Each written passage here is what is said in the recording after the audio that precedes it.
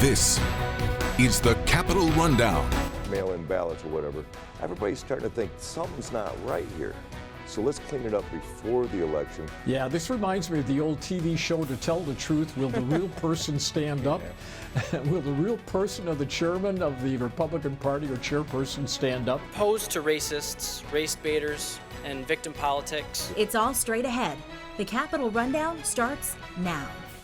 Thanks for joining us. I'm Siobhan Klepfer. It's time to get you caught up with everything that happened in Michigan politics this past week. And we begin this morning with a state Republican lawmaker facing punishment in the House for social media posts that many are calling racist and hateful. On Monday, Speaker of the House Joe Tate removed Josh Shriver from the House Natural Resources, Environment, Tourism, and Outdoor Recreation Committee. Tate also limited the office and staff resources for the Oxford Republican. This is all happening because Shriver had reposted a map on social media on February 6th, allegedly showing where white people live in comparison with communities of color across the world. At the bottom of the map, it declares the Great Replacement. Now, the Great Replacement theory is a white supremacist theory that communities of color are replacing traditionally Caucasian communities. On Wednesday, Shriver released an official statement denying that he is racist. And in his statement, Shriver also said, "Day to day, we fight in our workplaces and schools to stop racist anti-white schemes and racist programs like DEI and CRT, DEI meaning diversity, equity, and inclusion, and CRT meaning critical race theory." Well, state lawmakers from both chambers gathered at a news conference on Wednesday to talk about their disappointment in their colleague. And Democratic Representative Jason Huskins of Southfield sponsored a resolution denouncing the language used by Shriver. Several representatives spoke on the floor of the House, mostly in support, but some against, including Shriver. Opposed to racists, race baiters, and victim politics. In the name of free speech, including speech I don't agree with, I urge a no vote on this resolution. I encourage a no vote on this because I think that it could be used for detriment recklessly in the future. In the end, the resolution passed the House by a vote of 98 to 5. Every Democratic representative voted in favor of it. Let's continue this American experiment by condemning racism, xenophobia, and bigotry. The resolution specifically denounces racism, xenophobia, anti-Semitism, Islamophobic language, and white supremacy. Well, coming up next, our Capitol correspondent Tim Skubic gives us the inside scoop on the week that was here in Michigan and our politics, including the latest on who exactly is in charge of the Michigan Republican Party these days. Stay tuned.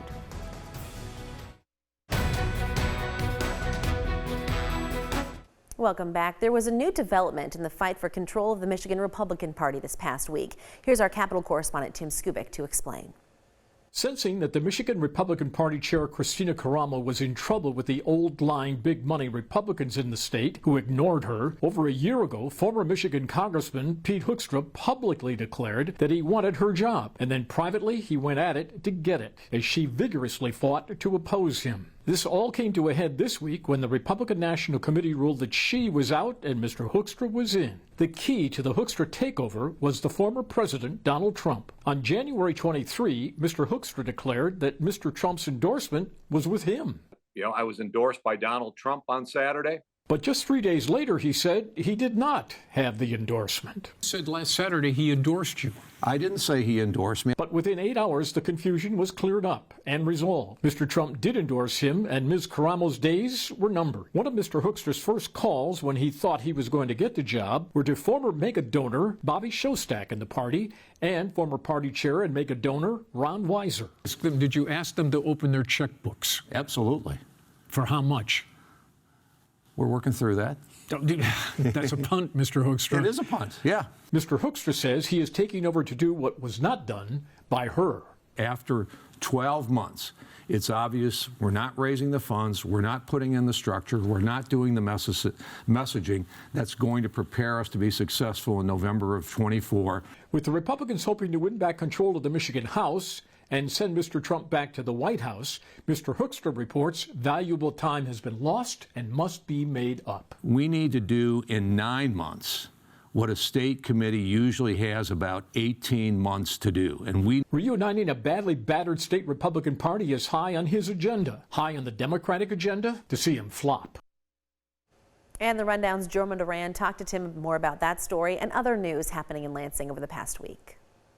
It's time to get updated politically here in the state of Michigan, and nobody better than this guy right here, Tim Skubic, to help us out. Tim, lawmakers in the Michigan House just voted 98-5 to approve a resolution condemning racism stemming from recent social media posts made by Republican Representative Josh Shriver that Speaker of the House Joe Tate called blatantly racist. But what does this resolution really mean?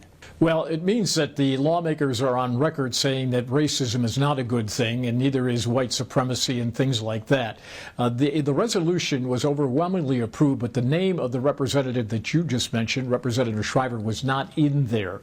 If his name had been part of this resolution, perhaps the vote would not have been as strong. It drew a lot of attention statewide, and the debate goes on as to whether it was racist or not. Mr. Shriver says it wasn't, and a lot of folks in the legislature say yes, it was. And most of those have D's after their name, although some Republicans also joined in the conversation on the side of the Democrats. Any rhetoric that even has a whiff of controversy is picked up. And this was a classic example of that. You're right about that. Well, Tim, Pete Hoekstra is claiming victory again, involving who is the chair of the Michigan Republican Party and is even touting being endorsed by Donald Trump. Kristina Karamo still has at least the administrative rights on the statewide GOP X account because a video she posted disagrees. So who's really in charge? Yeah, this reminds me of the old TV show To Tell the Truth. Will the real person stand up? Will the real person of the chairman of the Republican Party or chairperson stand up? And two people would be standing if we were playing that game. Pete Hoekstra now has the endorsement of the Republican National Committee, which is the governing body of the National Republican Party. It has declared that Ms. Karamo was rightfully removed from her chairpersonship. She says, oh yeah, unless the courts tell me that I'm out, I'm in. And so this battle continues. Mr. Hoekstra has claimed basically he's the chairperson, he's running the party, and he asked her to stop fighting this situation and get on board to unify the party. Let's put it bluntly, unification, if it's going to happen, hasn't happened yet. The bottom line here is that Mr. Hoekstra's major goal, if eventually he becomes the chairman, and all betting money is that that will happen, he wants to put this party back together because we got a little election coming up in November. And if the Republicans are arguing with one another instead of arguing with the Democrats, that bodes poorly for the Republicans. So Mr. Hoekstra's got a job to unite the party, to put Humpty Dumpty back together again. But so far, Humpty's not cooperating. Always good to see and hear from you, Tim. We appreciate it. Thanks, Jorma. Always great to be with you, buddy. Well, coming up, it has been 1 year since the deadly shooting on the campus of Michigan State University. In the aftermath, Michigan's gun laws have changed, and those changes just went into effect. Plus, we're going to bring you the first part of our interview with Republican U.S. Senate candidate from Michigan, Glenn Wilson. That and much more is next.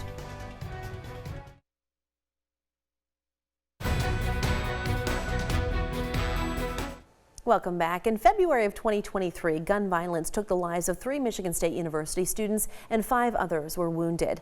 It was just one of the many mass shootings in Michigan and across the United States. Those tragedies led to a lot of debate and new laws coming out of Lansing. Many went into effect on Tuesday. For example, gun owners are now required to store them unloaded and locked with a device, especially if a minor is present. But on Thursday, a group of MSU students, they held a protest at the state capitol to call for even stronger laws.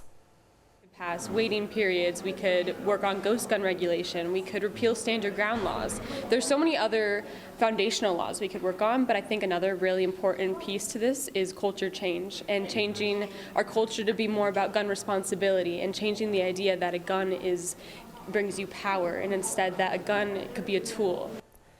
One lawmaker who attended the rally was Democratic State Representative Emily Devendorf. They were supportive of the students' demands. I know that we will have pieces of legislation related to gun violence prevention that we try to pass before the election, but I also know that this is an ongoing project. We have several areas where we have to better secure firearms and honestly minimize firearms. We should be doing what we can to protect our communities, and that is going to take years. Meanwhile, another Republican has declared his intention to replace the retiring U.S. Senator Debbie Stabenow.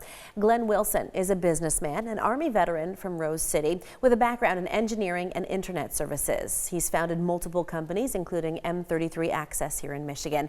He talked to the Rundown's Jorma Duran about why he wants to jump into politics. But into the politics game, how come and why such a leap? U.S. Senate seat, that's not a mayor or a city council person's spot, so why such a big jump? Well, first of all, if you're going to go to D.C. and drain the swamp, you got to know the swamp.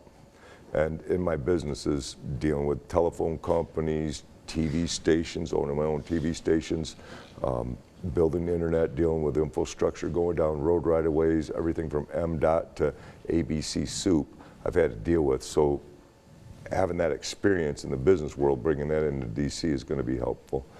But we really have to make America great again. Trump said that this is the most important election in our lifetimes, and I believe that.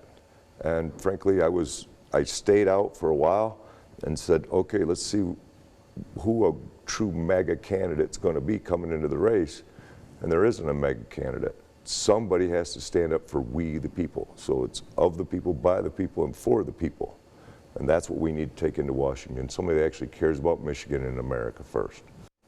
And coming up next on The Rundown, we'll have the second part of Jorma's interview with Glenn Wilson. The Republican will address his allegations of massive voter fraud in Michigan in the last presidential election and lots of other topics. So stay tuned.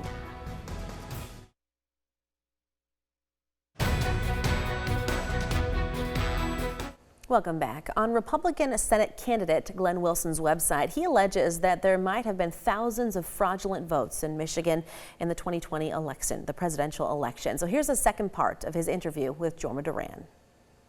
It's like leaving a back door open for voter fraud to come in. I mean, when you have all these things that are questionable, and then you go dumping in a bunch of mail-in ballots or whatever, everybody's starting to think something's not right here. So let's clean it up before the election. Let's help our Secretary of State clean it up. Okay, so sure. Yes. Did you think there was a problem in the last election? Do you feel like the election was stolen? I feel there was so many problems in the last election that Americans can't feel comfortable with the fact that Joe Biden's in office right now. Trump, how important is he to you? Because I feel like whoever he endorses is who the GOP is going to nominate for this U.S. Senate seat, at least for the Republican Party. So how vital is his endorsement to you? Do you want it?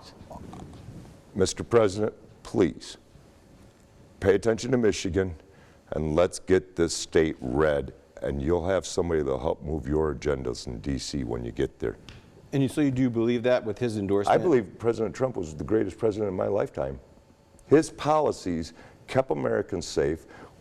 We didn't start no wars with him. The economy was going great. I mean, people could say whatever they want about his tweets or whatever he wants. His policies made America great. You didn't see all this fentanyl coming across the border underneath his presidency. Close that border down. I know you're running for a federal position, but new laws just went into place yesterday here in Michigan. I'm curious, the safe storage, the red flag law, what was your opinion about these new laws? People that are against the Second Amendment obviously don't truly understand the Second Amendment. A well-regulated militia, that's we the people. Yeah, but it's 2024. I mean, come on, we're not going to be, let's get serious here, though. But there's no expiration date on the Constitution. Sure. Shall not be infringed. What part of that is so hard for people to understand? Yeah, but these are safety measures, I think. Hold people responsible for their actions. Well, then we did, I think the state did with the Oxford High School shooter and his mother. They just convicted her for involuntary manslaughter. Did you support that conviction? I don't know about her mother, but the people that commit the crime need to do the time.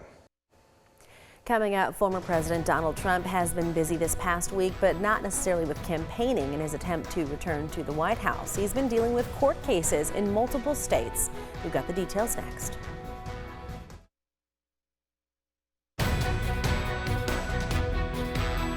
Welcome back. From New York to Georgia, the court cases against former President Donald Trump have him scrambling to balance the legal drama with his campaign for president. Our Washington, D.C. correspondent Hannah Brandt has the latest.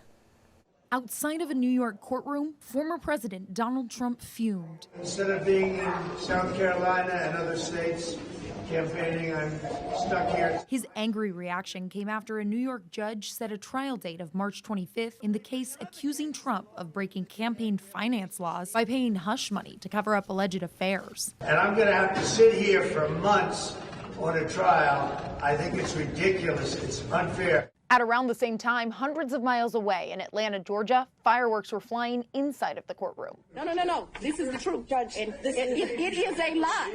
It is a lie. Fulton County District Attorney Fani Willis slammed Trump's legal team for trying to kick her off the case, accusing Trump of election interference in Georgia. The lawyers want the judge to remove Willis because she hired Nathan Wade, a prosecutor they say she was romantically involved with. It's highly offensive when someone lies on you, and it's highly offensive when they try to implicate that you slept with somebody the first day you met with them, and I take exception to it. Willis and Wade admit they had a relationship, but say it started after the case began. Our relationship wasn't a secret. It was just private. The judge says he may remove Willis if he finds the relationship created a conflict of interest. That could delay the trial and would be a win for the former president, who's criticizing all of the cases for keeping him off of the campaign trail. They want to keep me nice and busy so I can't campaign so hard. Also, in Washington, D.C., the Supreme Court is considering whether to pause the federal election interference case against Trump or whether to let that go to trial too. In Washington, I'm Hannah Brandt. And on Friday, the judge in Mr. Trump's civil fraud case ruled that the former president must pay a $364 million penalty. Well, if you're interested in getting more political news from Washington and Michigan, we've got just the thing for you. You can sign up for our Capitol Rundown newsletter. It's just one email each week, and you can get it by pointing your cell phone camera at the screen right now. This will take you to the sign-up page, or you can head to WLNS.com/newsletter. And that's our show for this week. Thanks for watching the Capitol Rundown. We'll see you again right here next week.